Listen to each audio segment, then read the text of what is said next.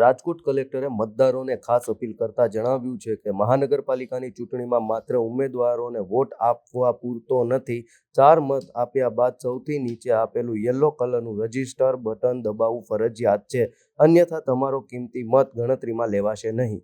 કમિશનરશ્રી સાથે અને રૂરલ વિસ્તારમાં માનનીય એસપી સાહેબ સાથે ચર્ચા કરીને આખું પોલીસ ડિપ્લોયમેન્ટ પ્લાન રેડી કરવામાં આવ્યું છે અને આ પોલીસ ડિપ્લોયમેન્ટ પ્લાન જે છે અત્યારથી અહીંયાથી રેડી થઈ ગયું છે. હવે બહારથી આપણને કેટલું દળ મળે છે એવી રીતે આનું ડિપ્લોયમેન્ટ જેટલું ફોર્સ આપણી પાસે અવેલેબલ હશે અને ફોર્સના સંખ્યાને ધ્યાને રાખીને પછી આ તમામ બૂથો ઉપર ડિપ્લોયમેન્ટ કરવામાં આવશે. હું આપના મારફત એક અત્યારે જ આપ એક ક્લિપ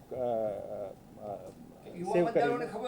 હું ખાસ કરીને રાજકોટ મહાનગરપાલિકાના અને ગોંડલ નગરપાલિકાના તમામ વોટર્સને અપીલ કરું છું કે આપની જે ઈવીએમ મશીન હશે, આ ઈવીએમ મશીનમાં જે બેલેટ યુનિટ જેને કહીએ છીએ આપણે, જેના ઉપર કેન્ડિડેટના નામ અને અને જે ચિહ્ન આપવામાં આવ્યા છે આ હશે.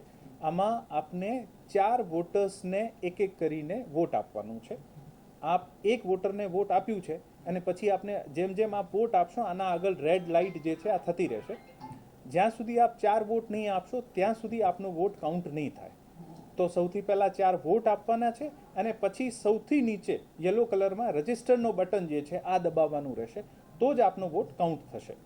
બીજી વસ્તુ, આપ કોઈ એક કેન્ડિડેટને વોટ આપ્યું છે અને પછી આપને લાગે છે કે મારે આને નહીં કોઈ બીજાને આપવાનું છે, તો આપને સિલેક્ટ કરીને ડિસિલેક્ટ પણ કરી શકશો. તો સૌથી પહેલાં આપને 4 કેન્ડિડેટના વોટ આપવાના, વોટ આપીને પછી સૌથી છેલ્લે જે રજિસ્ટર છે આને દબાવીને પોતાનું મતાધિકારનો ઉપયોગ કરી શકો છો. કોઈ પણ કેન્ડિડેટ નોટા પ્રેસ કરશે તો પછી એક પણ વોટ નહીં જશે. જેથી મારી વિનંતી છે કે આપને વોટનો ખૂબ સારી રીતે આપ પોતાના વોર્ડમાં જેટલા પણ કેન્ડિડેટ છે આના કેન્ડિડેટનો પ્રોફાઇલને ધ્યાને રાખીને વધુમાં વધુ મતદાન કરો. આ એક ખાસ અપીલ છે અને ખાસ કરીને નવા વોટર્સ જે છે આને માટે આ ખાસ અપીલ છે કે આ દરેક 4 વોટ જે છે આને આપીને અને પછી આપ રજીસ્ટર કરશો. તાલુકા પંચાયત અને જિલ્લા પંચાયત માટે જે ઈવીએમ મશીનો છે આ આપણા વિધાનસભા અને લોકસભા જેવી જ છે. એક જ કેન્ડિડેટને વોટ આપવાનો હોય છે. જેથી આપ એક કેન્ડિડેટને વોટ આપશો તો આના ખાતામાં આ વોટ જશે.